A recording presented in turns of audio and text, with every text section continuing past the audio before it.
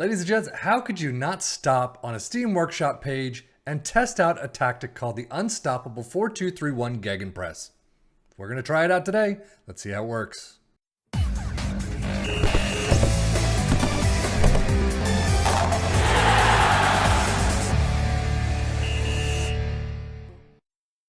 Yes, this is actually called the Unstoppable 4231 Gegenpress Insane XG. It is by someone on the Steam Workshop called SilaQui.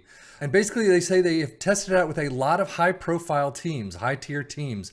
To name some of them is PAOK, Leverkusen, Monaco, AZ, Flamenco, Vissel Kobe, Arsenal, Real Valladolid. There's a whole bunch of stuff there.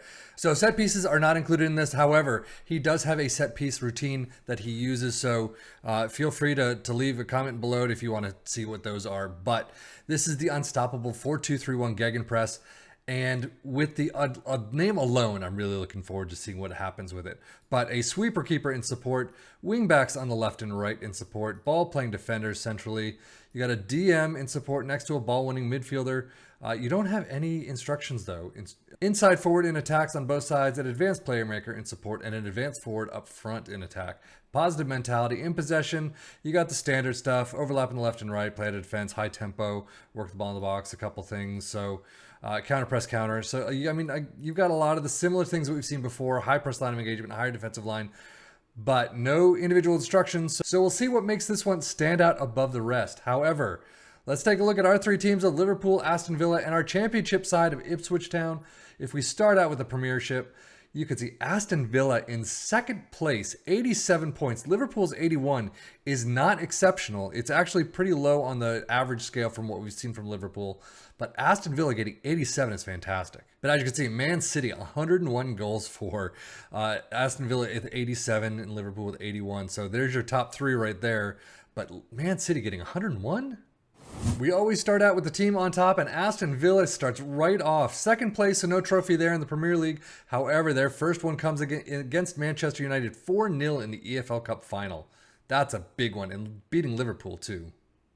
Trophy number 2 for Aston Villa comes immediately after FA Cup final, 5-0 over Wolves, and again, beating Liverpool.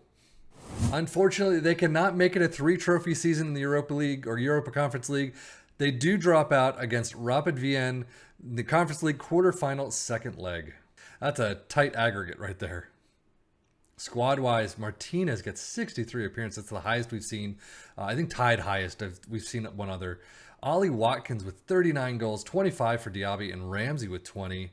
Assist-wise, Digne with 18, 16 for Diaby. Fantastic. And the average rating through the roof. 727, sorry, for Diaby. 725 for Ramsey. This is a fantastic tactic for Aston Villa.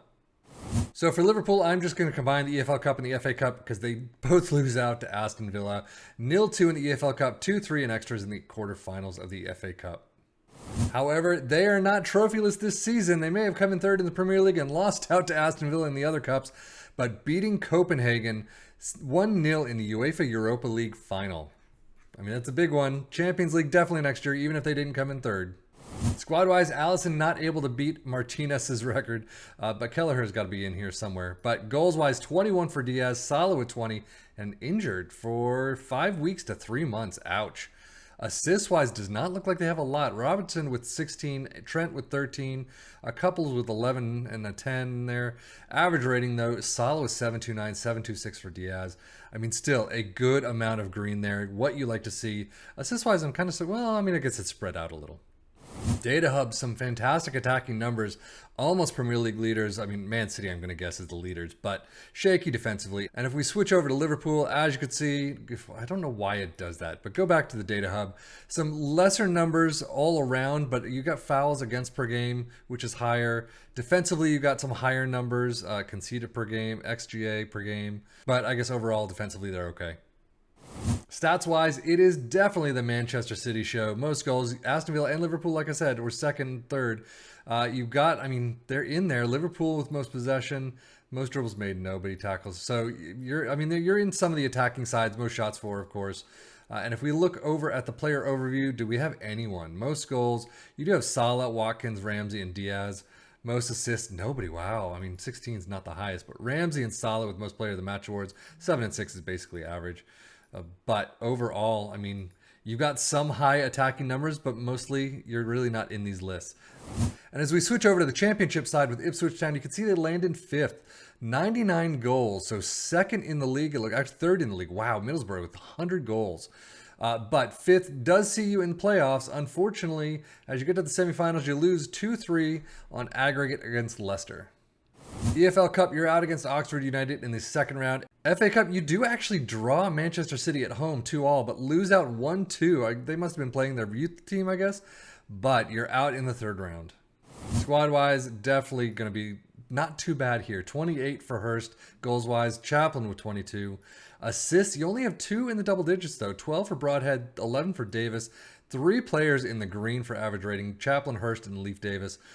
So I guess not as well as I'd hoped, but you do have some overall okay numbers. I mean, 28 goals for Hurst is pretty nice. You do actually have most goals for Ipswich Town, 101. So overall, they get the 101. But overall, it's going to be pretty much the same. A lot of attacking numbers, not so much with anything else. You do have tackles 1 there, 7th place. But overall, it is definitely an attacking-sided tactic. And if we look at most goals, you can see Hurst there with 26, Chaplin with 21. Assist-wise, Broadhead's in there. Most players of the match with actually nobody there. Just like we saw with the Premier League, you get a couple players individually here and there, but that's about it. But overall, this tactic, I would say, is a great place to start, especially if you're Aston Villa and you want that type of, formation.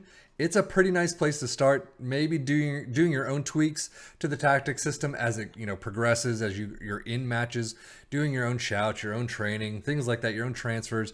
You're going to do a lot better than these teams did. So I think this is a fantastic way to start. You just need to kind of do your own tweaks to the system. But that is it for me, Sefi and FM, for the Football Manager blog channel, saying thank you as always for watching. Take care and enjoy.